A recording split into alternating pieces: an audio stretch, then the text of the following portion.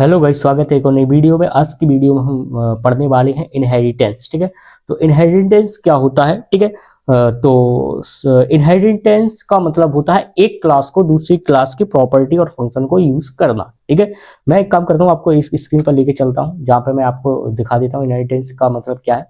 Inheritance का मतलब है एक क्लास दूसरी क्लास के प्रॉपर्टी और फंक्शन को यूज करना। सिंपल वर्डों में बोला जाए तो कोड को रीयूज करना। कोड को क्या करना? रीयूज करना। ठीक है, एक रियल लाइफ एग्जांपल भी मैंने यहाँ पर लिख रखा है कि जैसे कि आपके फादर हैं, उनके पास हाउस है, कार है, ठीक है, प्रॉपर्टी है, कुछ भी हो सकती है।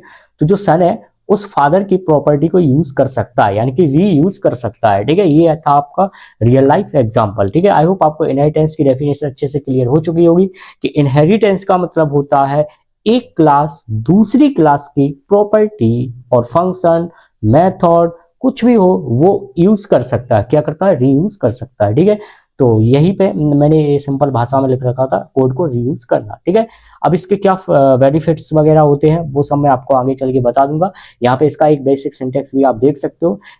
क्लास का जो भी आपकी क्लास बनाई वो पेरेंट नाम की क्लास। ठीक है, सपोज आपने क्लास रख दी स्टूडेंट नाम की या पेरेंट नाम की रख दी, तो यहाँ पे आपकी जो प्रॉपर्टी है वो आप इस वाले नई क्लास यानी कि जो न्यू चाइल्ड नाम की क्लास है इसमें आप एक्सेस कर सकते हो। कैसे कर सकते हो?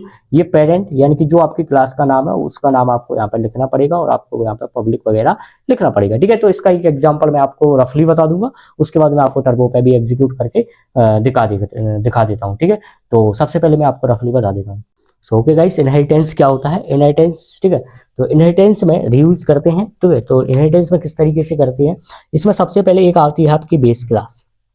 ठीक है, बेस क्लास, ठीक है, बेस क्लास से हम चाइल्ड क्लास, ठीक है, चाइल्ड क्लास यानी कि इसे हम पेरेंट क्लास भी बोलते हैं। ठीक है, पेरेंट, और ये है अपनी चाइल्ड क्लास। ठीक है, बेस, ठीक है, इसे हम बेस भी बोलते हैं। ठीक है, बेस, ठीक है, बेस को पेरेंट बोलते हैं।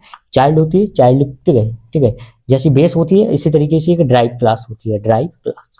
ठीक है, ड्राइव क्लास, ठीक है, ठीक है, ड्राइव और बेस। ठीक है, तो बेस को हम पेरेंट बोलते हैं, ड्राइव को चाइल्ड बोलते हैं। ठीक है, तो इस तरीके से ये वर्क करती है। ठीक है, तो किस तरीके से रीयूज करते हैं?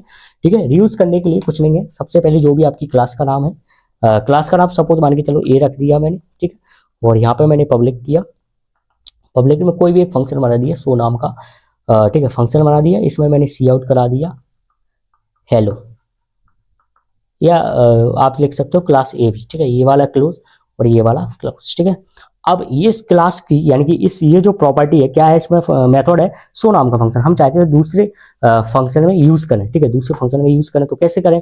तो उसके लिए कुछ नहीं है, जो भी आपकी क्लास, जो भी आपकी ड्राइव, ड्राइव मतलब जो नई क्लास है, ड्राइव क्लास बना दी बी नाम की। ठीक है, और यहाँ पे हमने कॉलन लिखा और हमने लिखा पब्लिक। ठीक है, पब्लिक, और जो ये जो पुरानी क्लास है हमने कहा इसको इस वाली क्लास में यूज कर दो। ठीक है, इसमें यूज कर दो। ठीक है, तो आप इस फंक्शन में के लिए भी आप एक फंक्शन बना सकते हो। फंक्शन का नाम रख दिया मैंने कोई भी वॉइड। ठीक है, वॉइड शो नाम का मैंने फंक्शन बना रखा है। ठीक है, जिसमें हमने शो करा दिया, कोई भी एक वैसे डाल दो, इसमें हाई डाल दो। ठीक है, और ये कॉल हो गई। ठीक है, और ये क्लास बंद हो गई, ये आ गया वॉइडमैन नाम का फंक्शन। ठीक है, वॉइडमैन नाम का फंक्शन। अब ये क्लास कब वर्क करेगी? जब इसके लिए ऑब्जेक्ट बनाना पड़ेगा। ये क्लास कब वर्क करेगी? जब इसके लिए हम ऑब्जेक्ट बनाएंगे। ठीक है, लेकिन हमने क्या कर रखा है, इसको कनेक्ट कर रखा है, यानी कि इस क्लास से इस क्लास को कनेक्ट कर रखा है।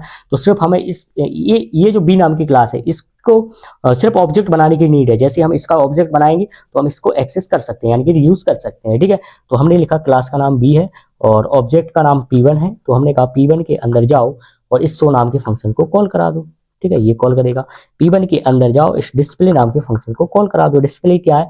ये है डिस्प्ले। ठीक है, DISP। ठीक है, डिस्प्ले नाम का ये फंक्शन है। ठीक है, तो इस तरीके से ये वर्क करेगा। ठीक है, सो आई होप आपको ये चीज अच्छे से क्लियर हो चुकी होगी। कैसे क्लियर हो चुकी है? सबसे पहले अपना वॉइडमैन चलेगा, ये देखेगा एक बी नाम की क्लास है, जी हाँ है, ये ऑब्जेक्ट बना देगा एक P1 नाम का, जी बन गया। इसने कहा P1 के अंदर शो नाम का, P1 के अंदर इसके क्या शो नाम की फंक्शन है क्या? नहीं है, तो ये चेक करेगा इसके अंदर है, जी हाँ है, तो ये अपना आउटपुट आ जाएगा। ठीक है, ये करेगा P1 के अंदर डिस्प्ले है, जी हाँ है, तो आउटपुट आ जाएगा हाई। तो पहला आउटपुट हेलो, दूसरा आउटपुट हाई। ठीक है, तो इस तरीके से ये वर्क करता है इनहेरिटेंस। ठीक है, तो गाइस हम आपको अब एग्जीक्यूट करके भी दिखा देते हैं। So okay guys, I hope आपको इनहेरिटेंस अच्छे से समझ आ चुका होगा। ठीक है, अब मैं आपको ये टर्बो पे एग्जीक्यूट करके दिखा देता हूँ किस तरीके से ये वर्क करता है। ठीक है, तो देख सकते हो मैं आपको टर्बो स्क्रीन पर लेके आ चुका हूँ, ठीक है। तो यहाँ पर मैं क्या करता हूँ, एक क्लास बना देता हूँ। क्लास का नाम कुछ भी हो सकता है, जैसे सपोज मान के चलो क्लास मैंने रख दी पेरेंट नाम की मैंने क्लास रख दी, पेरेंट नाम की मैंने क्लास रख दी, ठीक है। इसके अंदर मैंने क्या किया, पब्लिक के अंदर एक फंक्शन बना दिया किसी भी नाम का, वॉइड डिस्प्ले नाम का अभी के लिए मैंने बना दिया, ठीक है। ये मैंने क्लोज कर दिया, ठीक है। ये फंक्शन का है स्टार्ट और एंड, ठीक है। इसका मैं यहाँ पर क्लोज कर देता हूँ, ठीक है। और ये अपने फंक्शन का, ठीक है। तो यहाँ पर मैंने मैसेज डाल दिया इस तरीके का, मैसेज डाल दिया, ठीक है। मैसेज में लिख दिया this is parent class, this is parent class. ये मैंने इस तरीके का मैसेज डाल दिया और एंड एल भी मैंने यूज कर दिया ताकि लाइन ब्रेक करके हमारा आउटपुट आए, ठीक है। सो ये बन गई अपनी कौन सी क्लास, ये बन गई हमारी पेरेंट क्लास। ये बन गई हमारी कौन सी क्लास, पेरेंट क्लास, ठीक है। ये कौन सी क्लास बन गई, पेरेंट क्लास। अब इसी तरीके से मैं एक चाइल्ड क्लास भी बना लेता हूं। तो क्लास, चाइल्ड क्लास किसी भी नाम के बना सकते हो, मैंने अभी के लिए फिलहाल नाम रख दिया चाइल्ड क्लास, ठीक है। और इसमें हम एक्सेस कर रहे हैं अपनी पेरेंट क्लास को, पेरेंट क्लास को, ठीक है। और ये मैंने यहाँ पर एंड कर दिया, ठीक है। अब मैं क्या करूँगा इसमें, इसके अंदर भी मैं पब्लिक नाम का एक फंक्शन बना देता हूँ,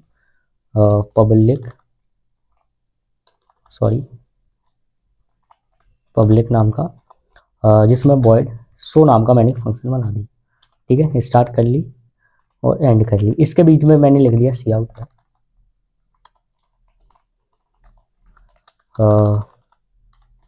दिस इज चाइल्ड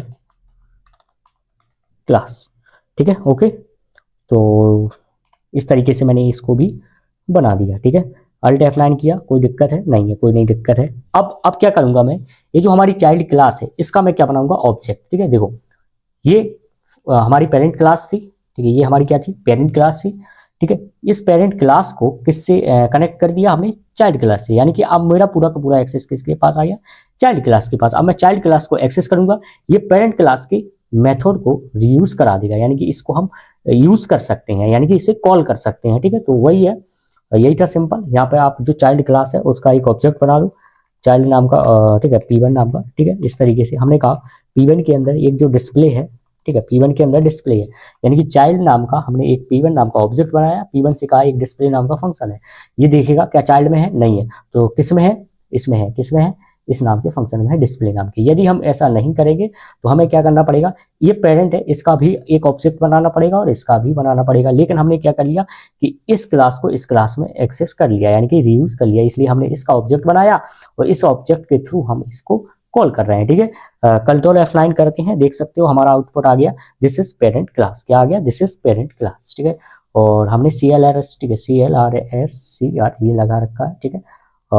इसी तरीके से हमने कॉल किया P1 डॉट शो नाम का, जो हमारा शो नाम का है उसे भी हमने कॉल किया, कंट्रोल F9 किया, देख सकते हो this is parent class, this is child class, ठीक है। दोनों के दोनों हमारे आउटपुट आ चुके हैं, ठीक है। तो इस तरीके से हमारा इनहेरिटेंस वर्क करता है, ठीक है। सो गाइस आप इसका स्क्रीनशॉट ले सकते हो, ठीक है। तो इस तरीके से ये वर्क कर रहा है, ठीक है गाइस। सो अब हम नेक्स्ट जो वीडियो रहेंगी उसमें हम इनहेरिटेंस के टाइप वगैरह भी स्टडी करेंगे। इसमें तो सिर्फ आपको मैंने बेस बताया है इस वीडियो में, ठीक है गाइस।